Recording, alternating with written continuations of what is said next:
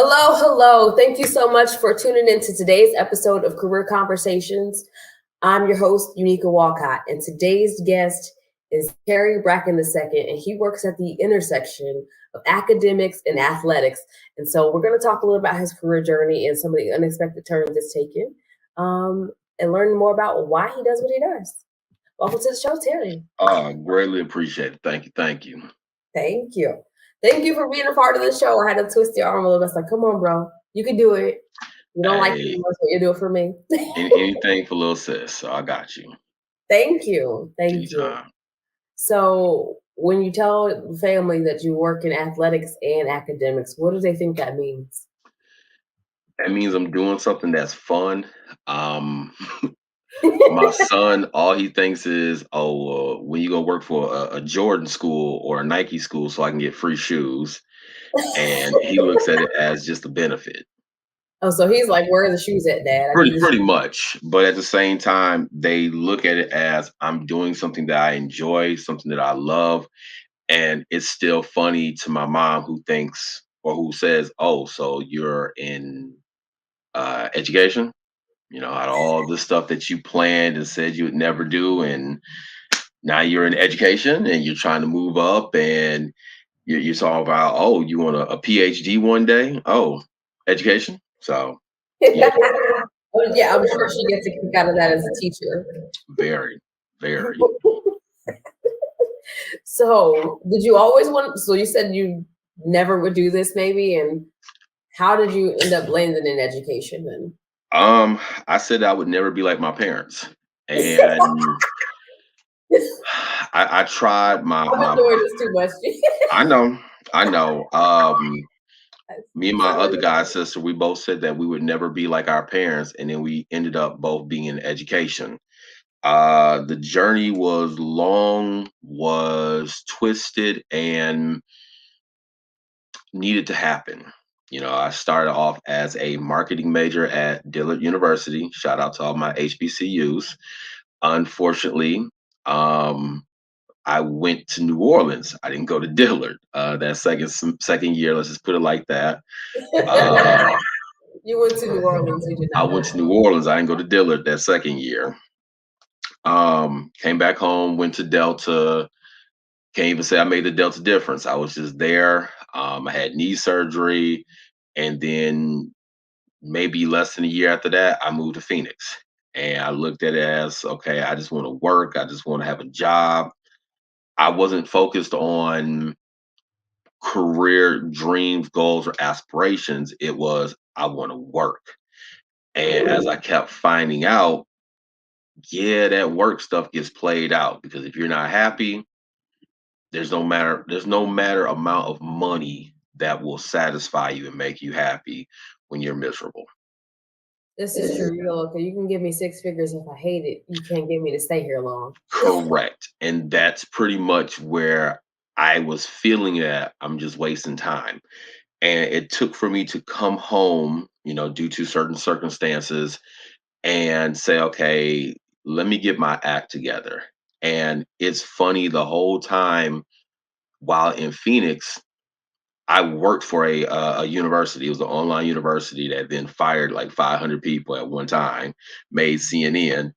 And the whole time, I'm 10 credits short of having my associates.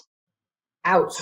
So the whole 8 years I'm in Phoenix, I work for a university. There's another university. I pass about 3 or 4 colleges, JUCOs, and I'm 10 credits short.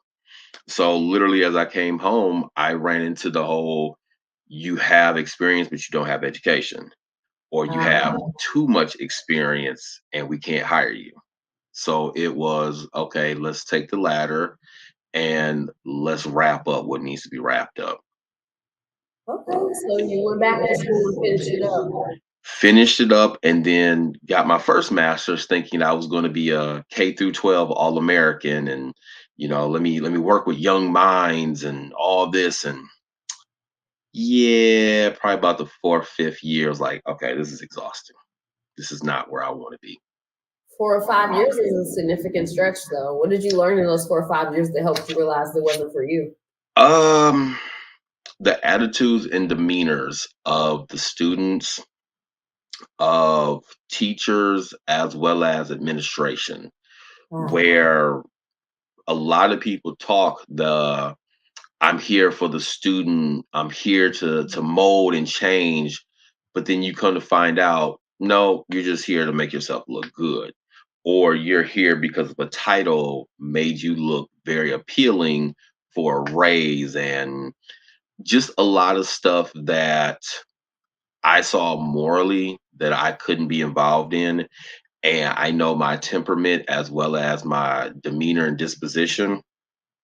I was going to say something one day to somebody that it Would not wasn't have going been to be, appropriate. no, it wasn't going to be appropriate, but at the same time, I wouldn't have cared.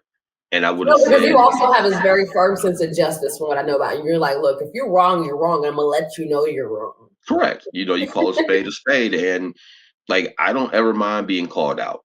To me, it's a push. To me, it's constructual criticism. So if I'm lacking somewhere or doing something I shouldn't be doing, or I'm I'm just lollygagging, muddling through, call me out. Because then that means you love me and you care about me enough to say, hey, you need to stop what you're doing.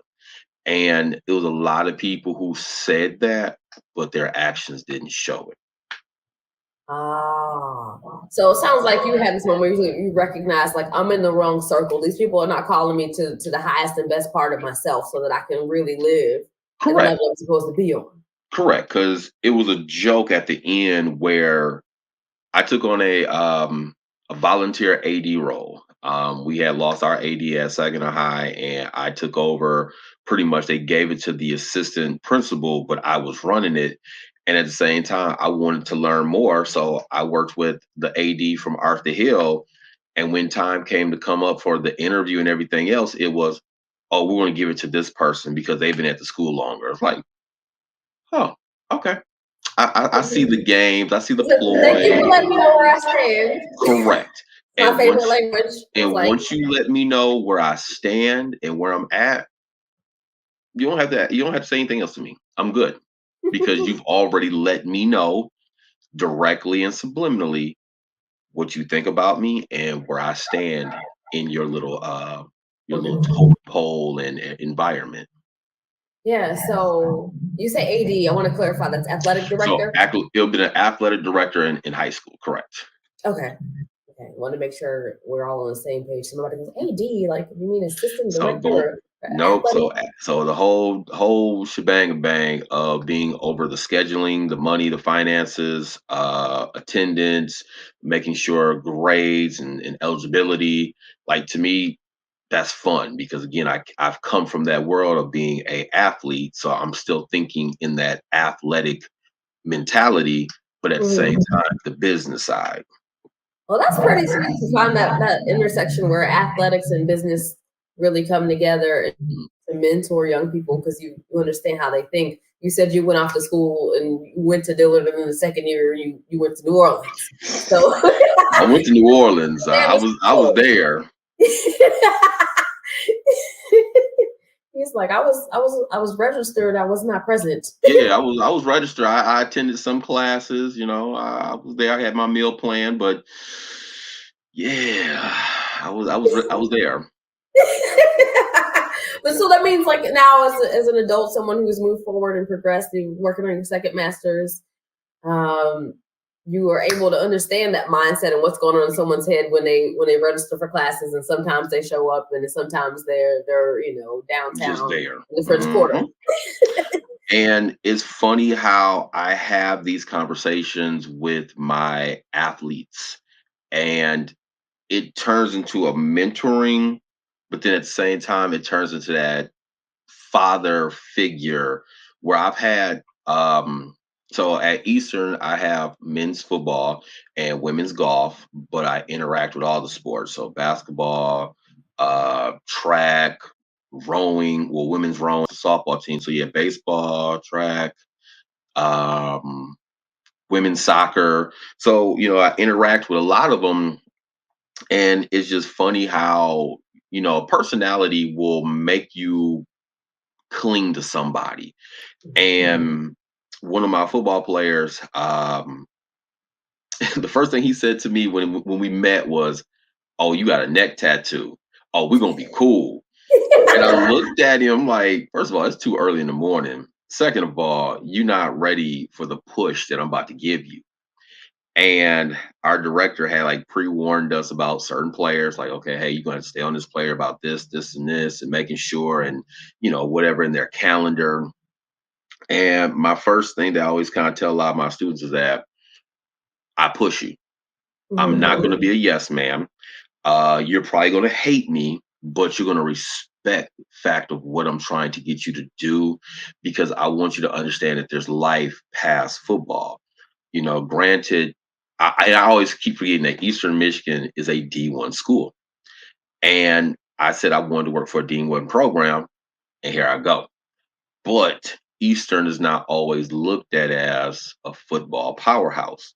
So I'm trying to get my student athletes to understand that, yeah, I want you to have a phenomenal year. I want you to be recognized in the MAC, the Mid American Conference. I want you to win all these accolades, but at the end of the day, you step wrong getting out the bed, you can blow your knee out. Yeah. You can't blow this out. This is something that you will never lose, and that it was always attainable for more knowledge and more information. And I just want them to achieve and be successful in anything and everything that they do. So you're saying to them, look, yes, be, an excellent athlete, get all the awards, get all the trophies, be on all these lists, but also be mindful that, like you said, when you step out of the bed in the morning, this could be the moment that ruins all of that for you. You still need to be able to have abilities beyond that are going to feed you and your family and provide the kind of life you desire. Correct. And so that's really good advice. And so what is the response when you share that with young people a lot of times? What kind of feedback do you get? A lot of it is actually positive. A lot of it is, thank you, I appreciate it. And a lot of them are, it's you showing me that you care. Because a lot of people say, oh, I care about you, I want this. But it's until your actions show and prove, that's when it's, okay, I respect you more.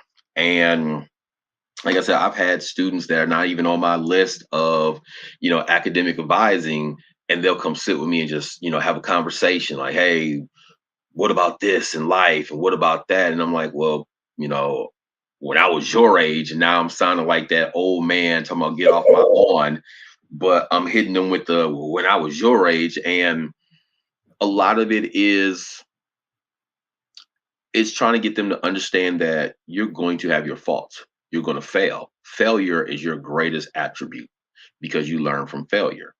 It's me trying to say, hey, I know you're going to fail, but I don't want you to hit the ground as hard as you possibly could.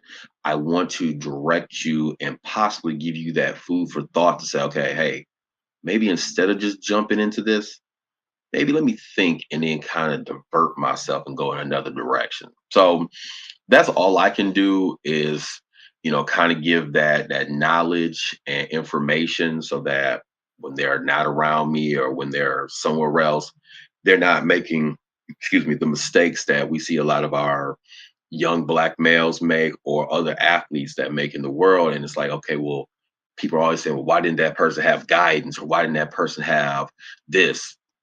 For me, it's paying it back, and then at the same time paying it forward. J. Cole said best, I'm big bro and little bro all at once. Facts. And I still have mentors who will rip into me if I say something, or will tell me, hey, you need to go read this because I can't tell you something right now. And then a week or a month later, it'll come up and I'm like, man, you was right. I was tripping. You were absolutely right. And the biggest thing that one of my athletic mentors said to me was that it's not about money. If you're hunting it for money, you're in the wrong profession. You're never going to be happy or be satisfied. And it took for me there was a book he gave me to read, but it took for me to be at Eastern one morning to actually understand, like, he is absolutely right. This is why I enjoy what I do, and I love being around these students as well as the atmosphere. Not granted, the free clothes too, but still. So there are at least some free clothes. That's a Oh, gift. I mean, even though it's Adidas, we're gonna rock it around the house. But it's just some free stuff here and there, and free game passes and everything, sideline passes. We're gonna rock that. Oh, look, that's nice. Look, you can Mhm. send me some free stuff if you don't want to wear Oh, I got you. Got it. you. So, no, seriously, you sound like you really love and care about your students. How do you take care of yourself when sometimes you see some of your students do things that might leave you awake at night? That's when you have to learn to separate. You have to learn to separate and understand that as much as you are around them, they're still not your kids.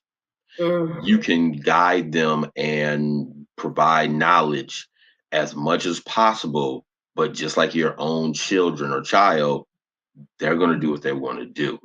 The only thing is you hope and pray is that just don't do anything that's going to affect you where you can't bounce back, recover, or get yourself out of a situation. So a lot of it, when I talk to them, hey, how was your weekend? Hey, how you doing? You ain't do nothing to get you in trouble, did you? You know, it's still a parent conversation, but it's still hey, I'm letting you know that I'm concerned. I'm making sure you're good. Is there anything that I can help you with? If I can't help you, who can I get you or direct you to help you? So it's one of those just learning to separate and leave the job at the job, even though I still have my players will call me or text me about certain things or for their classes. And it's like, okay, look, I appreciate it.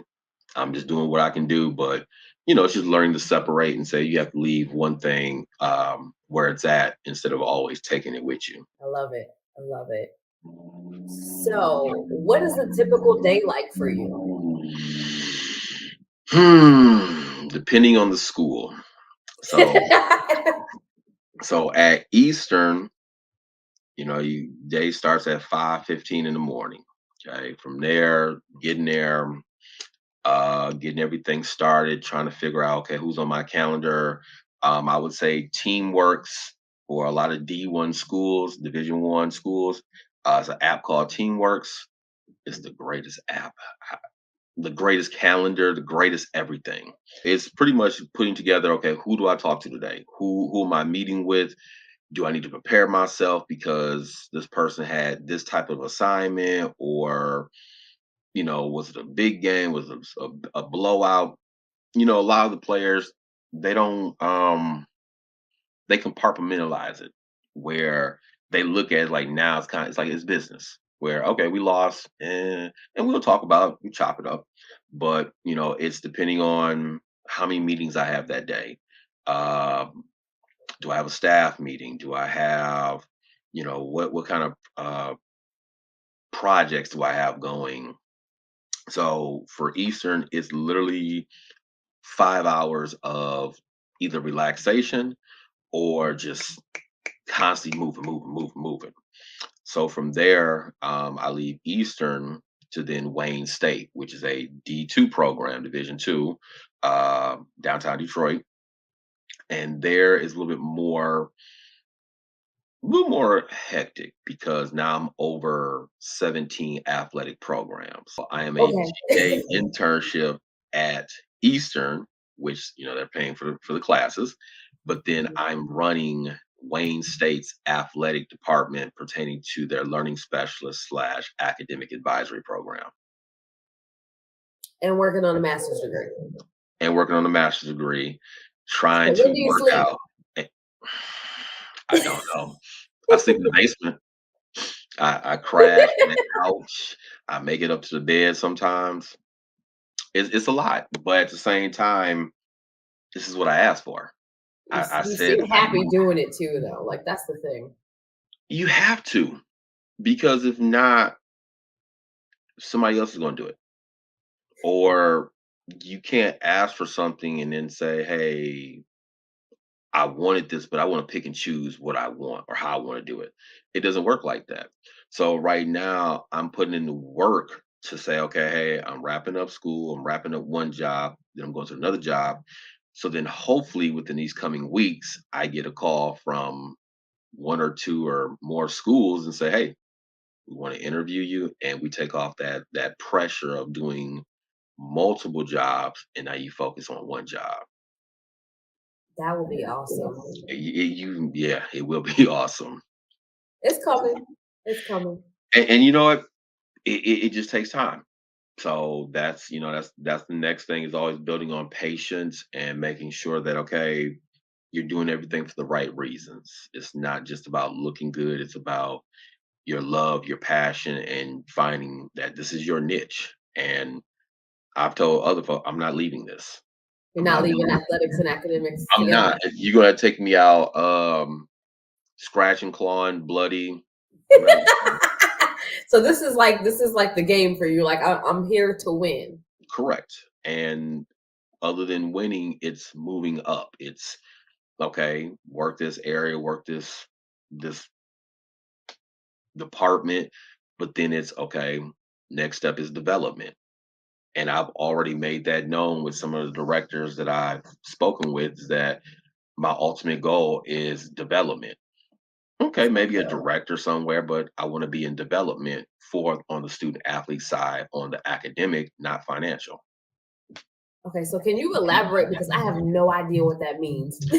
So development, depending on the school and depending on the size, a lot Mhm. of development deals with fundraising. So pretty much you're going to boosters, you're going to alumni, you're going to, set up these events to ask for money. But there's also, depending on the school, they have development where you're working hand in hand with that student athlete, making sure like, hey, their mental is good, making sure that they're taking care of classes. Like you're the advisor, but on another level and just a little bit more a comfortable chair. So my director of development, I send I guess you say my reports to him every Thursday. So he Mhm. works with women's golf and maybe two or three other more sports. And it's making sure that you have that rapport with your students and making sure like, hey, what can we do to make sure that you are achieving or you are having academic success? So it's just a little bit more higher on the totem pole. Um, I've never looked at myself as somebody to say, okay, a position or a title makes me, but it's still showing that, hey, I can rise wherever I'm at, but at the same time, still be humbled enough to say, okay, hey, I'm only just a piece in the machine. That's it. I love it. So you really see yourself as like, okay, I'm here to develop people, and also you seem like you're really focused on developing yourself. You're working on your second master's. You're reading books. You've got mentors for yourself. You are also mentoring other people. What advice would you give somebody that's interested in pursuing a career similar to yours? Be aggressive. Be aggressive. You have to be aggressive. Okay. Um, you'll find out that this is just like any other job, any other profession, you'll have somebody who's out there is better than you. Mhm. Building connections, building resources, well, not resources, but building connections, building those bridges. That's always an amazing thing to do, but you have to be aggressive on what you want. Um, Getting the education, for starters, not saying something that you won't do. Like I said, I would never have a GA-ship. I would never be an intern. I'm not working for free. I'm not working for pennies. Yeah, I found myself jumping up and I'll take the job. I'll take it. You have to be aggressive because the more that people see that you do and that you're working on, you're either multitasking, the more you make yourself look available or just the career, just the whole, oh well, this person can do this. He or she can fit in this, and they're interchangeable. Like you have to be aggressive because if not, these positions they come in, they go out real quick. So it's about making sure people know what you want to do, showing that you were willing to put in the work Correct. without a lot of complaints and whining. I'm here, I'm getting it done, I'm reliable. And that's Correct. how you open those doors. It is. A lot of it too, unfortunately due to COVID, a lot of these conventions that I would have loved to go into, I guess you could say, athletic wise. Um, I went to one conference and it's like a big LinkedIn party conference. Again, that's the Mid American Conference. We all met in Cleveland, and you met everybody from all the schools in the conference. but you found out that everybody knows each other. And Yes. that's the biggest thing that I found on LinkedIn with one of the directors from TCU, as well as another one from Old Dominion. Everybody knew each other. Like, she'll tell you, "Hey, I got 6 schools under my belt. Who do you need? What do you need?" And the first thing she told me before was, "You'll find out that the circle is smaller than what you think." And I literally started finding that out once I started connecting with multiple people. And then I would see the same person under somebody else's connections. And it's like, man, and It's a taking lot me of back people, to like being like in like radio and TV and like going to New York like for like 2 months and meeting like 5 or 6 people that knew people from different parts of the country. I was like, oh, so I'm sleeping on your cousin's couch and I sit behind your cousin in class. mhm, It's crazy. when they say the 6 degrees of separation, It's it's quite real. literal. It is really real, and it's really a small world compared to what you think. And so being able to learn to network properly, being able to be comfortable being uncomfortable. And that's the biggest thing I tell my students. You have to learn to be comfortable being uncomfortable, because you're either going to work with people that you're not going to like, you're going to have to put yourself in a position where you're not going to like it. But if it's to get the job done and be successful, you have to do it. Oh man, you find a way. And I've put myself in positions where I'm like, I'm not comfortable, but at the same time, it's like, okay, you learn to adjust. And I think that's where the athletic side and that mentality comes from. It's just like a game plan. You go into a game, and if it's not working, you learn to adjust.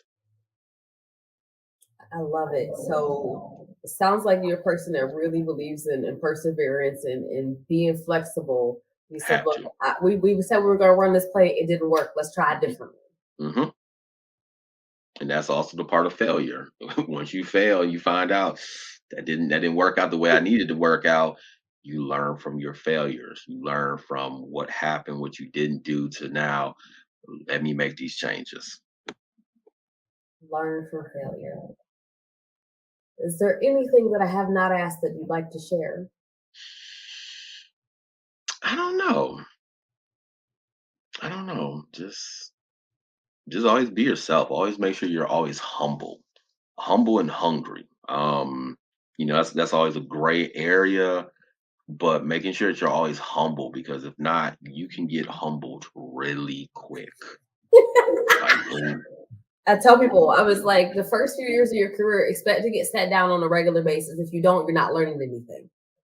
very. And I tell my director at Eastern all the time, like, first of all, how much I appreciate her. Second of all, I'm sorry for doing this. And then third is like, now I understand everything that you are teaching us. Now I'm doing the same thing to my group of GAs, which is grad assistants. And I have to laugh. And I'm like, I'm probably the most unprofessional professional person out here.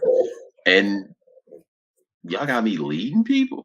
It's hilarious because of who I am, from who People our don't parents even, were. we won't even talk about that on Yeah, yeah. TV. So it's But like it's I told my mother-in-law where I'm from, well, born. Like people, lots of people, you from Atlanta? Like, yeah, that's where I grew up. But like where I was like born, like and lived till I was like 10, where my family lives, a like different we're from mentality. Saginaw. My mother-in-law said, "Ugh," and I was not offended. I busted out laughing. Mhm, mhm. The one director I talked to from Old Dominion, he was like, man, he said a name, and then I dropped the nickname. He was like, I'm like, yeah, uh-huh. And then I asked him, like, what you doing up in here? Uh-huh. How they And, let us in this room?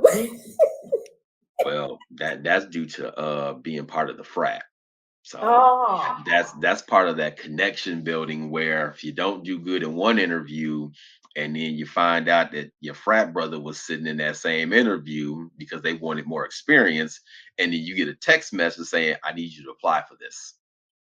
And then you find oh, out that where you're applying to, the frat brother is the executive AD.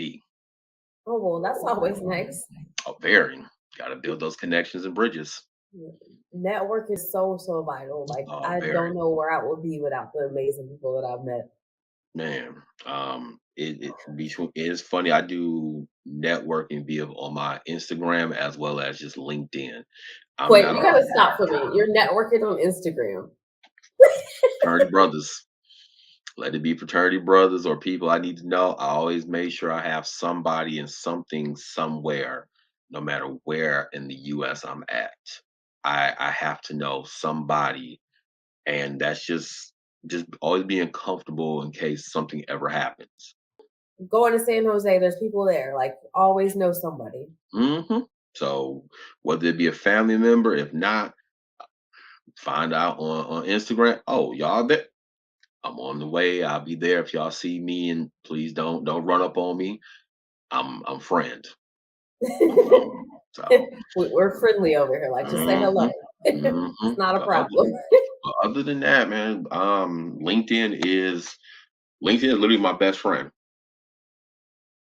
It's her Like best friend. that's literally my It's best. my best friend too. I've been enjoying LinkedIn Live for the Man, that's my last year hosting career conversations. It's been my favorite little hobby. And people are like, "This is not your job." I'm like, "No, it's just mm, fun." it's hey, but at the same time, it's gotten me in the door at Wayne State. That's how I literally landed this job via LinkedIn and being able to mingle with people and say, "Hey, look, I'm posting for this job. Can you let such and such know?" And a lot of it too is what you post. If you're posting positive things and putting that energy out there, a lot of people see that and they like it. They may not say it directly, but a lot of people, and this is the biggest thing that I've had to tell my student athletes, you'll be amazed of who's looking at you. You have no clue who's watching you, who's looking at you. And I posted a picture, and a matter of fact, I think you saw it, the one at the bookstore with Yeah. the cap, the gown. I really didn't understand like until I took it and I looked at it and was like, wow, this is meaningful. And then what I said was just, this is just real life. Things didn't mean anything until now. It's like, okay, hey.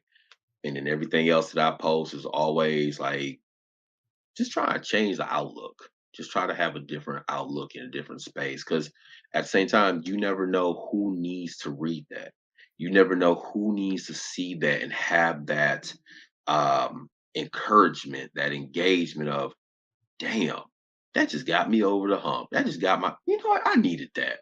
And, for me, it's just, hey, this is what I enjoy doing. This is my love. This is passion. And just, it's natural. It's not forced. And that's the difference, like when you live in like that zone of like just genius and you can really do what you are passionate about, what you're gifted in, hmm you'll be unstoppable. Always. All right, bro. Well, I have absolutely enjoyed chatting with you. I am so grateful that you were willing to be a part of Anytime. Career Conversations and share your passion Anytime. for athletics and education. And even though you decided, I don't think I want to do this when I grow up, God had different plans. Hey, what they say, he like a 10-year-old with an ant farm. You tell him what you want, and he'll tell you, nah, I got something better for you. That you Exactly. Kind of reminds me of Yvonne Orji's book, Bamboozled by Jesus. man, I that's a heck of a title. I love it. You got to check it out. I laughed so hard because I listened to the audiobook. hmm And but that's really what it is. It's funny. It's really funny to say I didn't want to be anything like my parents, and now I'm over here like I'm just like y'all. Well, your parents are such great people. There's I. Yeah, I There's I. I would tell your mama you said that. She's still a 5'2" bulldog. I, She I don't know why I thought your mom was taller than that, but I guess this is No, our she little. like 5'4", 5 something. I mean, me and Jameer, or I surpassed her in high school or middle school, and you still get that. I don't care how tall you are, I still beat. Yeah, she's as my grandma says, I will stand on a chair Yep, yep. and beat you with the other one. hmm So I She won't really mean, do that, but she just lets you know, look, you're not in charge. yeah, and it's funny like how I tell her how much I appreciate her for keeping her foot in my behind, because you never understanding how much you need it until it's like, dang, I am really glad that this happened. I am really glad. Like, you hated it at the time, but then when you start noticing, like, I really needed that kick in the butt. Mm-hmm. Gotta love it, man. Gotta love it. All right. Well, Terry Bracken, future athletic director at a D1 school. I'm gonna just put it out there. We're gonna see it happen, and then you're gonna come back and we're gonna talk about it. Like, you're gonna get to like year one, and I'm Man, like, and then we're gonna come back to career conversations, and I'm gonna go. So, was it what you thought you wanted? hey, just because they make six figures don't mean they don't get no six figures of stress. My sister said the same thing. She was like, girl, she's like, I've been interviewing and I was asking people, well, this is when she was interviewing. She said, I've been asking people, not so much about the pay, but what kind of stress does this job come with? Because I don't want the six figures of stress.